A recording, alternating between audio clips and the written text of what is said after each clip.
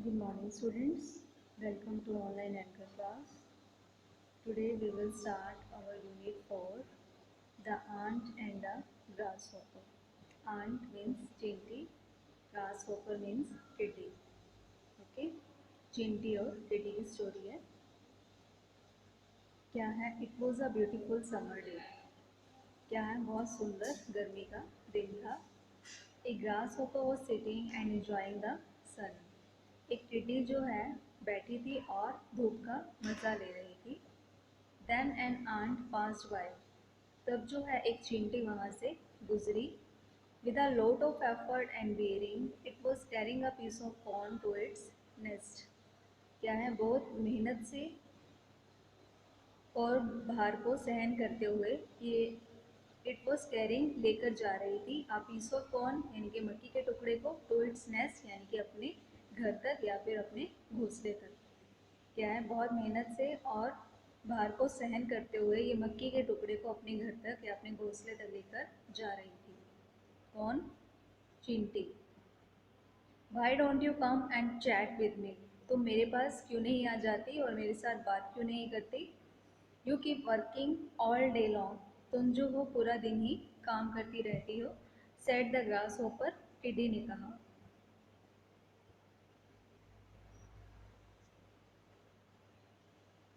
I am saving food for the winter season. मैं जो हूँ सर्दी के लिए जो है भोजन को बचा कर रख रही हूँ, सेव कर रही हूँ. मैं जो हूँ सर्दी के लिए भोजन सेव कर रही हूँ. I think you should do the same said the ant. Ant ने यानी कि चिंटी ने क्या कहा कि मुझे लगता है तुम्हें भी ऐसा ही करना चाहिए. But will you eat when the weather gets cold. तुम क्या खाओगे जब जो है सर्दी ज़्यादा पड़ जाएगी?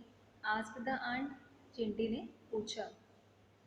The grass hopper laughed. जो टिड्डी थी वो हंसने लग गई एंड सेड और कहा. यू आर ऑलवेज इन सच हरी. तुम जो हो हमेशा ही हर काम की जल्दी में रहती हो. Why bother about the winter now. अभी जो है अभी से जो है सर्दी की टेंशन लेने की कोई भी ज़रूरत नहीं है. I have plenty of food for now. मेरे पास आपके लिए पर्याप्त भोजन है. The ant continue to work and collect food in its nest for the winters. लेकिन जो आंट है वो लगातार लगातार अपने काम में लगी रही और उसने क्या किया? भोजन को अपने भोजन को जो है इकट्ठा करती रही. कहाँ? अपने नेस्ट में इकट्ठा करती रही. किसके लिए? सर्दियों के लिए. ठीक है.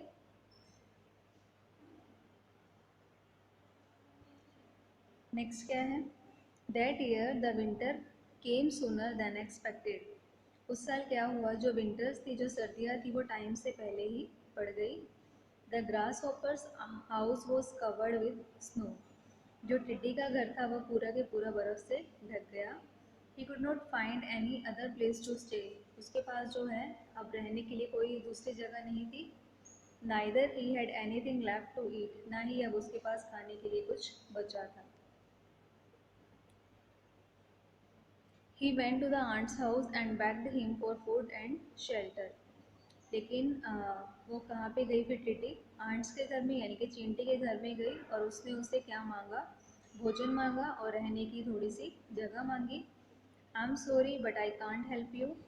चींटी ने क्या कहा? मुझे माफ़ कर दो लेकिन मैं तुम्हारी कोई भी मदद कोई भी सहायता नहीं कर सकती. I have only room and food for my family. मेरे पास एक ही कमरा है और जो भोजन है वो मेरे पास इतना ही है जिससे मैं अपनी फैमिली का गुजारा कर सकती हूँ. So go and find help somewhere else. इसलिए तुम यहाँ से जाओ और किसी और से मदद मांगो. The ant said. किसने कहा? चींटी ने कहा. I should have followed the ant's example. The grasshopper said sadly.